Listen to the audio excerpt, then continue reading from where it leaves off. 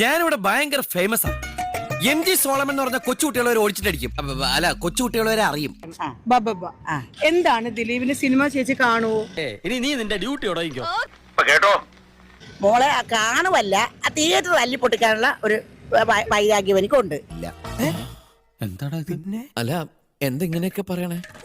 പിന്നെ ഞാൻ എങ്ങനെയൊക്കെ പറയണം? എന്നെ അവിടെ കയറ്റി വിടാൻ അതുണ്ടെങ്കിൽ ആ തിയേറ്റർ ഞാൻ പൊട്ടിച്ച് കളയും.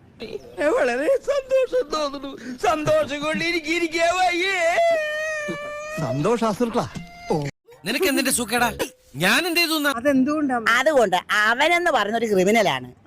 എന്നാടാ ഇവങ്കല്ല ഇപ്പടി